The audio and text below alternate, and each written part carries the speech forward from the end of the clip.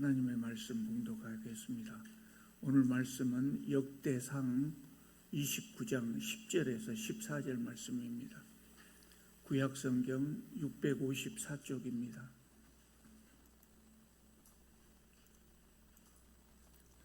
제가 봉독에 올리겠습니다. 다윗이 온 회중 앞에서 여호와를 송축하여 이르되 우리 조상 이스라엘의 하나님 여호와여, 주는 영원부터 영원까지 송축을 받으시옵소서.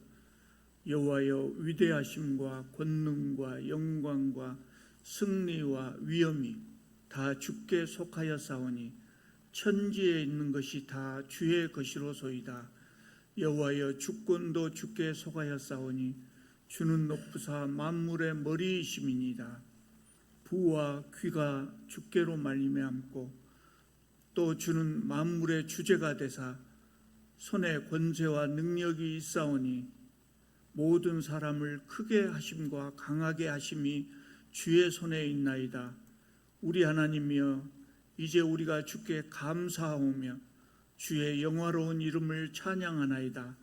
나와 내 백성이 무엇이기에 이처럼 즐거운 마음으로 드릴 힘이 있었나이까. 모든 것이 주께로 말미암아 싸우니 우리가 주의 손에서 받은 것으로 주께 드렸을 뿐이니이다. 아멘. 오늘은 추수감사주일입니다. 추수감사절은 구약시대부터 있었던 절기입니다. 구약시대에 이스라엘 백성들은 보리를 추수한 후에 하나님께 감사의 제사를 드렸습니다. 그 절기를 맥추절이라고 합니다. 또 가을에는 올리브와 포도를 추수한 후에 하나님께 감사의 제사를 드렸습니다. 이것은 수장절이라고 합니다. 수장절이라는 것은 익은 곡식을 갈무리한다 하는 그런 의미가 있습니다. 이 수장절이 지금의 추수감사절이 된 겁니다. 그래서 한국교회는 오늘날에도 1년에 2번 맥추절과 추수감사절을 감사주일로 지킵니다. 지금 한국교회는 11월 셋째 주일을 추수감사절로 지킵니다. 이것은 미국에서 들어온 전통입니다. 미국의 감사절은 청교도들이 시작한 것인데요. 1920년에 영국의 청교도들이 배를 타고 영국을 떠나서 미국의 동해안 플리머스라고 하는 조그마한 도시, 지금도 작습니다. 조그마한 도시에 내렸습니다. 이 사람들이 대서양을 건너서 영국에서 미국까지 가면서 얼마나 많은 고생을 했겠습니까? 또 그리고 그의 플리머스의 그 혹독한 겨울 추위를 겨우 견디면서 1년을 버텼습니다. 그리고 첫 번째 추수한 기쁨으로 하나님께 감사 예배를 드렸는데 그것이 추수감사절의 시작이었습니다. 우리나라에서는 추수감사절을 교회의 행사로 지킵니다만 미국에서는 우리나라의 추석과 같은 명절입니다. 온 국민이 이날을 명절로 지킵니다. 지금부터 한 140년쯤 전에 우리나라에 온 선교사들은 선교 활동으로 수고하는 중에 첫 번째 추수감사주일을 맞이했습니다. 그래서 고향을 생각하고 또 두고 온 가족들을 생각하면서 미국에서 하던 대로 이 날을 명절로 그리고 추수감사절로 지킨 겁니다. 그것이 우리나라 교회의 전통이 되어서 지금까지 추수감사주일을 11월 셋째 주일에 그렇게 지키고 있습니다. 그래서 추수감사절은 우리나라의 절기하고는 좀 맞지 않습니다. 우리 추석하고 조금 간격이 있잖아요. 그래서 어떤 교회에서는 추석 근처의 주일을 추수감사절로 지키기도 합니다. 그것도 의미 있는 일이라고 생각합니다. 도시에 사는 사람들은 농사를 짓지 않기 때문에 맥추감사주일을 지키고 추수감사주일을 지키는 것이 좀 어색하게 느껴지죠. 우리가 농사도 짓지 않고 수확도 하지 않는데 추수감사절을 지켜야 되는가 이런 생각이 듭니다. 그래서 도시교회에서는 이것을 다른 의미로 지키지요. 맥주감사주일은 한 해 동안 우리에게 베풀어 주실 그 은혜를 생각하면서 미리 감사하고, 추수감사주일은 한 해 동안 베풀어 주신 그 은혜를 생각하면서 감사하는 겁니다. 여러분, 우리가 꼭 추수감사주일이 아니라고 할지라도 1년에 한 번쯤 우리가 잊어버리고 살잖아요. 잊어버리고 사는데 1년에 한 번쯤은 하나님과 우리 일가 친척들과 이웃들에게 감사하는 마음을 가질 필요가 있을 것 같아요. 그래서 추수감사주일은 농사 짓지 않는 사람에게도 감사하는 절기로 그 의미가 있다, 이렇게 생각하시면 되겠습니다. 오늘은 다윗이 드린 기도를 통해서 이 감사의 의미를 생각해 보고자 합니다. 여러분 잘 아시는 대로 다윗은 나라가 안정된 다음에 하나님의 성전을 건축하려고 했습니다. 그런데 하나님께서 짓지 못하도록 했어요.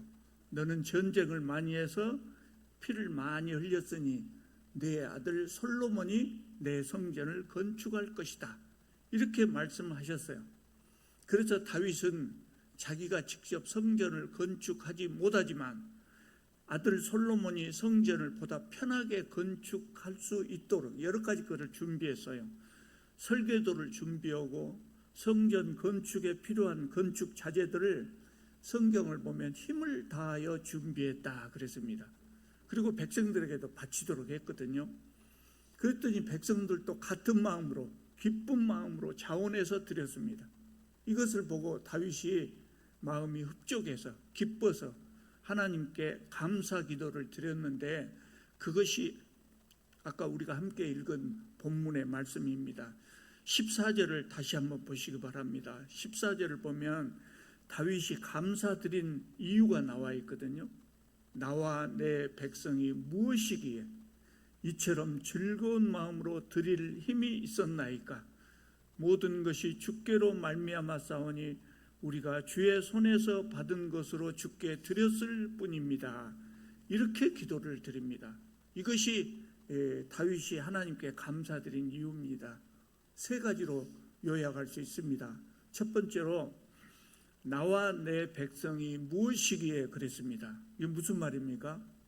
우리는 하나님의 은혜를 받을 만한 자격이 없다, 이겁니다. 자격도 없는데 나와 내 백성이 도대체 무엇이기에 이렇게 주님 앞에 드릴 수 있게 하였습니까? 그런 의미입니다. 다윗이 왜 이런 고백을 하겠습니까? 다윗은 이스라엘 역사상 전무후무한 왕이었거든요. 그럼에도 불구하고 다윗이 이 과거를 돌아보는 겁니다. 다윗은 베들레헴 촌구석에서 태어났고 이새의 여덟 아들 중에 막내로 태어났고 어려서는 목동으로 일했을 뿐입니다. 그런 그가 하나님의 선택을 받았습니다. 다윗은 스스로 생각할 때 비천한 자가 왕이 된 것이 얼마나 큰 하나님의 은혜냐, 이렇게 생각했고, 또 전쟁에 나가서 승승장구했거든요. 그렇게 해서 부강한 나라를 이룬 것도 하나님의 은혜다. 수치스러운 밧세바 사건, 그 사건의 죄를 용서받은 것도 하나님의 은혜다, 이렇게 생각했습니다. 다윗은 일생 동안 하나님의 은혜가 아닌 것이 없었습니다. 스스로 생각할 때. 그래서 다윗은 위대한 왕이었지만 내가 무엇이기에 이런 고백을 할 수 있었던 겁니다. 이스라엘 백성은 어떤 사람입니까? 당연히 복을 받을 만한 사람입니까? 세상에서 가장 뛰어난 민족입니까? 그렇지 않거든요. 하나님이 이스라엘을 선택할 때 이스라엘 상황은 어떤 상황이었습니까? 애굽에 종살이하던 보잘것없는 사람들이었어요. 그런 그들을 하나님께서 선택하시고 가나안 땅을 선물로 주셨습니까? 왜 그랬을까요? 하나님께서 그들을 선택하신 이유가 뭘까요? 이유가 없습니다. 그냥 그러셨습니다. 그냥 주셨습니다.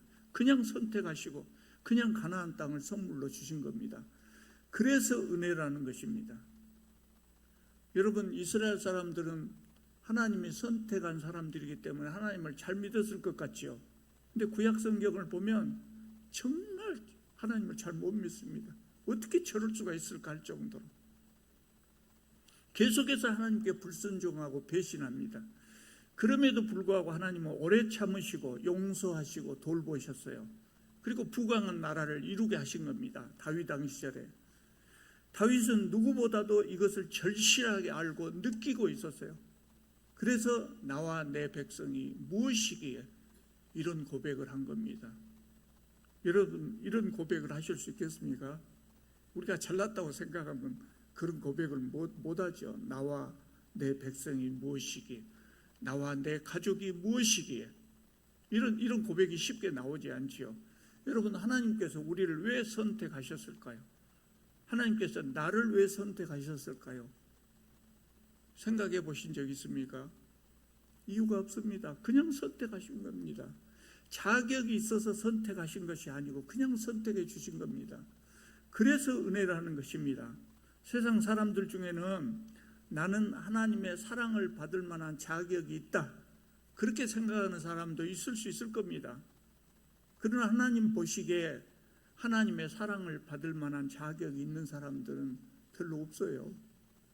사람들끼리 서로 비교해 보면 우리 중에 조금 더 나은 사람도 있고 조금 더 못한 사람도 이렇게 비교가 가능하지 않아요? 그러나 우리가 하나님 앞에 섰을 때,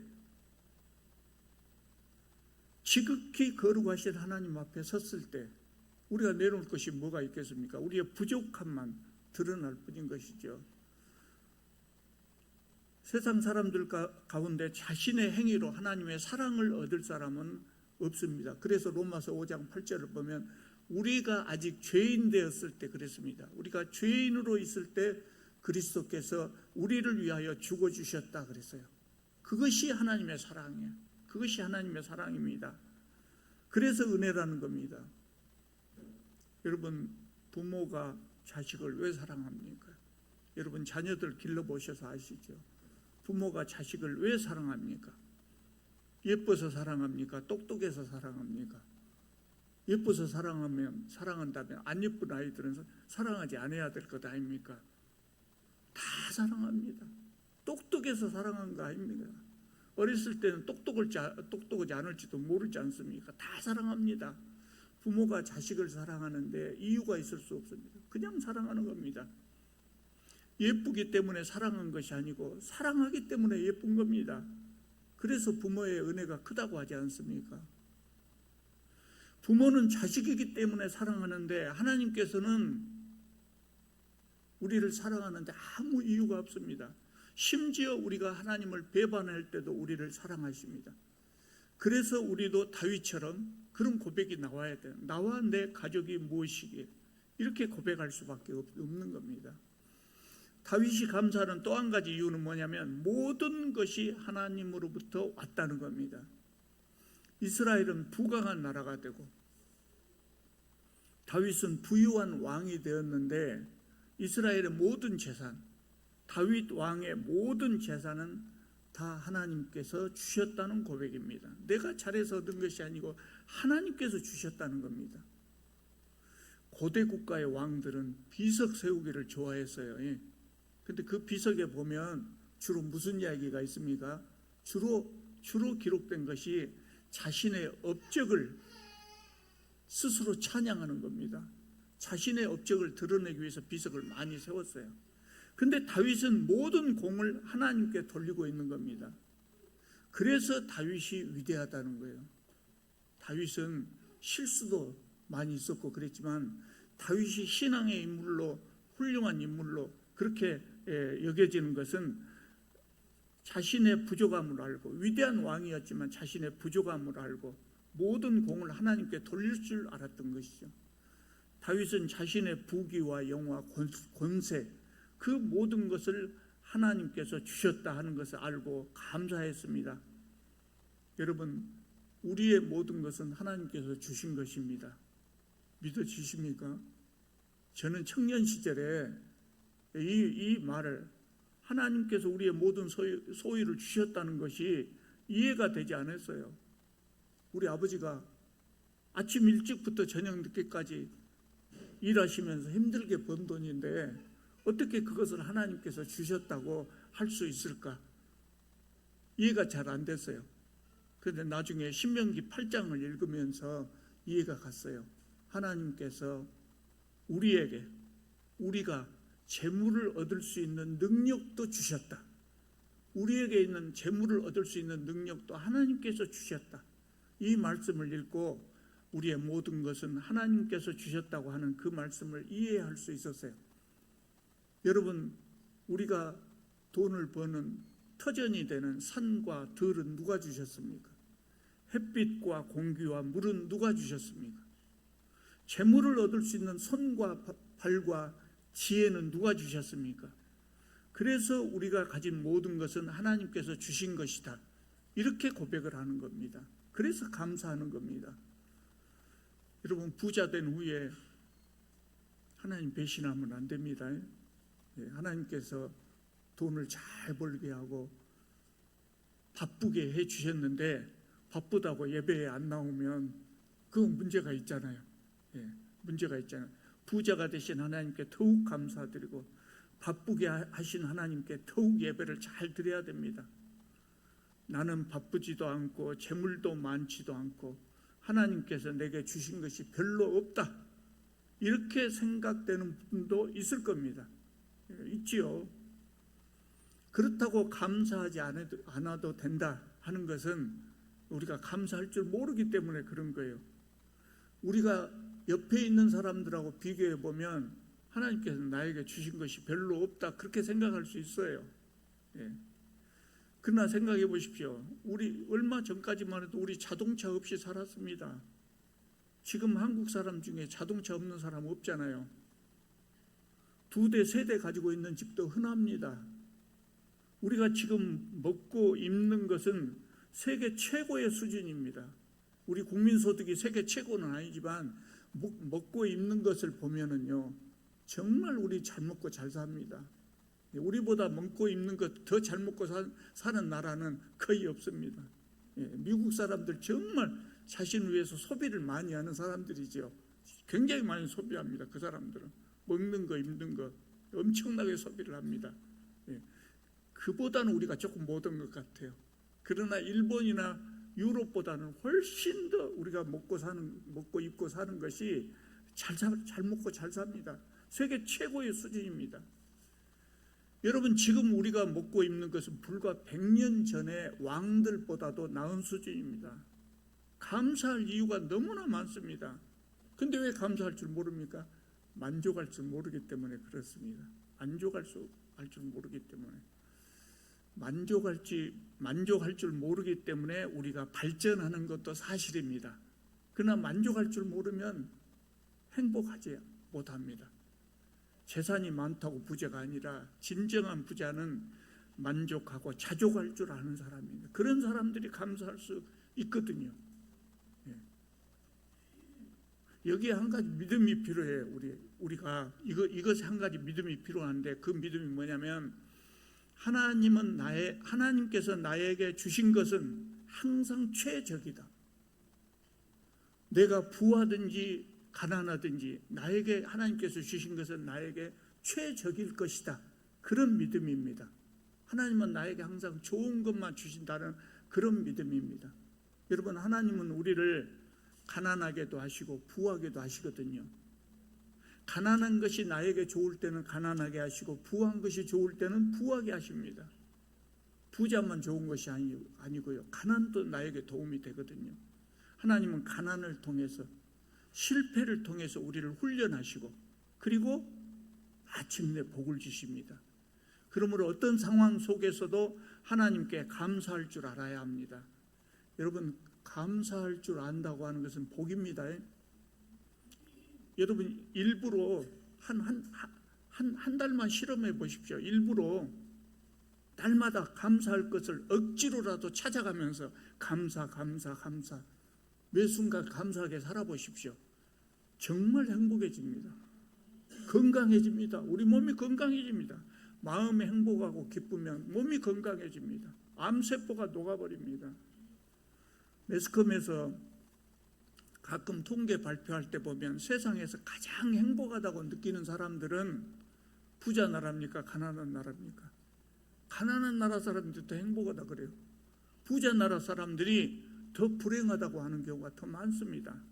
감사할 줄 아는 사람이 행복하는 겁니다. 재산이 많다고 행복하는 것이 아니라 감사한 사람이 행복합니다. 나의 모든 것은 하나님께서 주신 것을 알고 인정해야 합니다. 그것이 감사의 출발이고 우리 행복의 출발입니다. 세 번째로 다윗이 뭐라고 했습니까? 주의 손에서 받은 것으로 주께 드렸을 뿐입니다. 이렇게 고백했습니다. 다윗이 성전 건축을 위해서 엄청나게 많은 것을 드렸거든요. 그때 다윗이 솔로몬이 건축했던 그 성전은 벽과 기둥을 금으로 입혔다고 했어요. 성전에서 사용한 그릇 중에 금, 은으로 된 것도 많이 있었어요. 그게 얼마나 많은 것을 드렸겠어요. 다윗이 많은 것을 드렸고 백성들도 많은 것을 드렸어요. 그러니까 다윗이 그렇게 헌물을 한 것을 자랑스럽게 여겨도 됩니다. 자랑스럽게 여겨도 됩니다. 그런데 다윗이 뭐라고 합니까? 하나님께서 주신 것을 다시 주님께 드렸을 뿐입니다. 이렇게 고백합니다. 정말 감사한 표현입니다. 이것이 우리가 하나님께 감사의 제물을 드릴 때 가져야 할 마음의 자세입니다. 헌금을 많이 하면 자기도 모르게 목에 힘이 들어갑니다. 자기도 모르게 목에 힘이 들어갑니다. 사람들은 다 그래요. 근데 이것은 복받을 자세는 아니거든요. 왜냐하면 우리가 드리는 모든 것이 하나님으로부터 왔기 때문입니다. 부모님께 선물 드릴 때도 마찬가지 아니에요. 비싼 선물 가지고 왔다고 목에 힘을 주고 과시하려고 하고, 값싼 선물 가지고 형제들 무시하고 그런 태도를 보인다면, 그런 사람 별로 없습니다만은 그런 태도를 보인다면 부모님들이 그 선물을 기뻐하시겠습니까? 하나님께 감사 헌물을 드릴 때는 반드시 하나님께서 나에게 주신 것을 주님 앞에 다시 드린다. 왜 다시 드립니까? 감사한 마음의 표현입니다. 감사한 마음의 표현입니다. 여러분, 하나님은 부자입니다. 세상 만물을 지으신 분이고 세상 만물이 하나님의 것입니다. 우리가 아무리 많이 헌금을 한다고 할지라도 하나님 앞에는 도움이 되는 것 아닙니다. 그런데 하나님께서 우리가 드린 헌금을 기쁘게 받으시거든요. 왜 기뻐하실까요? 전에 어떤 선배 장로님이 그 이야기를 하더라고요. 선배 장로님이 첫 아들을 낳고 아들이 뭘 먹을 수 있을 때 됐을 때 새우깡을 한 봉지 사줬대요. 새우깡 한 봉지. 그래서 아들을 안고 있는데 아들이 새우깡을 먹고 있는데 다른 사람이 와서 하나 주라고 해도 안 줍니다. 안 줘. 근데 아빠는 안 해도 주란 말에는 아빠 입에는 새우깡을 싹 넣어주더랍니다.